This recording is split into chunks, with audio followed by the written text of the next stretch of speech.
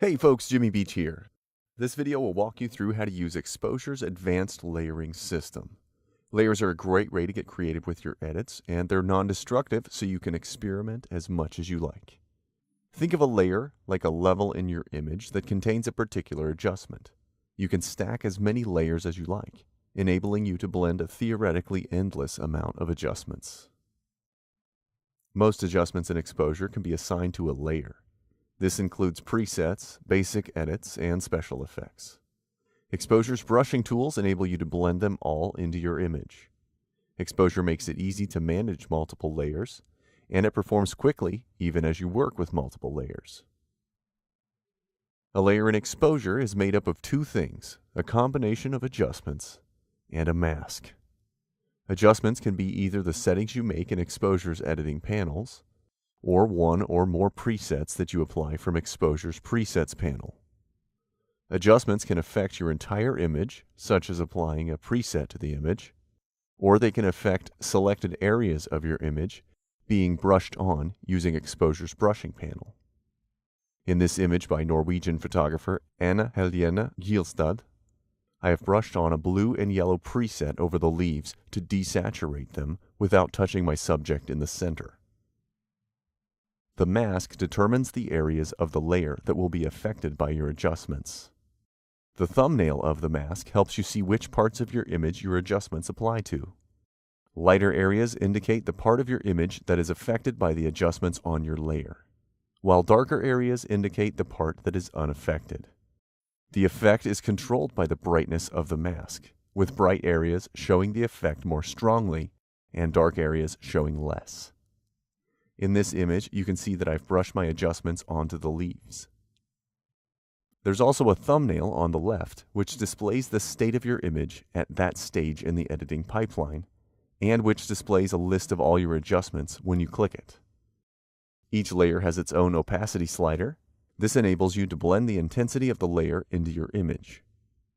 Before you begin working with layers, it's helpful to know that base adjustments like spot healing, crop and rotate, and lens correction cannot be part of a layer.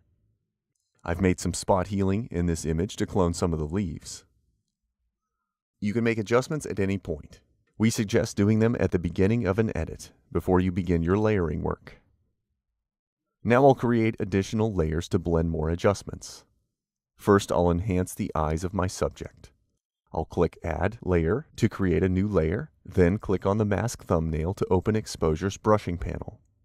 I'll select Enhance Iris from the drop-down. I'll adjust my flow and set it at 50%. Then I'll brush the changes onto my image. If I need to, I can reduce the opacity of the layer.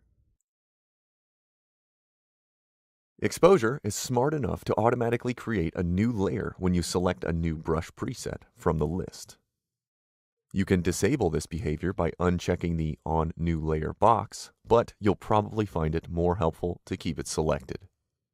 Now I want to subtly blur the leaves around my subject, so I'll select the Blur brush preset. In the new layer, I'll adjust the brush settings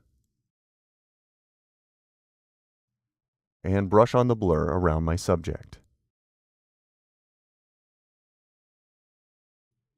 For my next layer, I'm going to apply a Kodachrome preset over my entire image.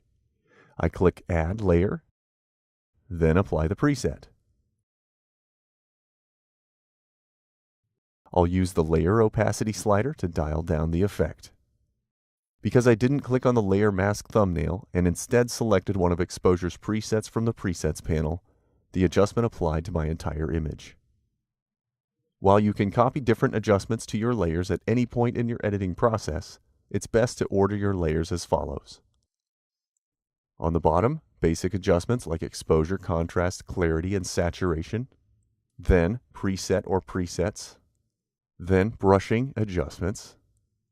Then grain and overlays like borders or light leaks at the top. This is because each layer applies its effect to the layers that are below it. For the final layer, I'll add one last layer and apply a subtle vignette to focus attention on my subject.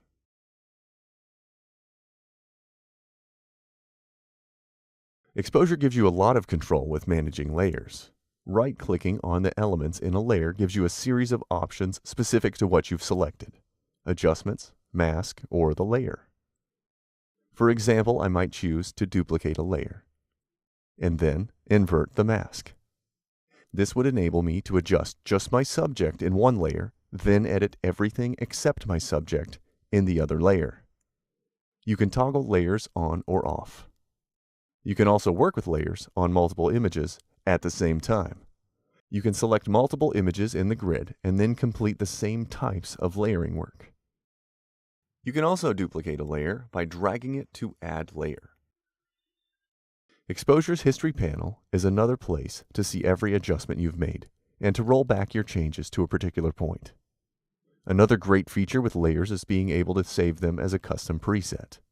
This lets you apply them to other images whenever you want.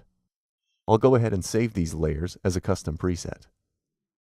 Notice how Exposure lets me choose which adjustments are saved for each layer. So I can save them all or leave out adjustments that are likely to be unique for each image. Exposure performs quickly, even with many layers applied, so you can experiment efficiently with all kinds of edits across multiple layers. Thanks for watching. If you haven't used Exposure X2, try it free for 30 days by downloading the trial. It's the fastest way to bring your vision to life. Visit the Exposure Tutorials page on our website for more videos.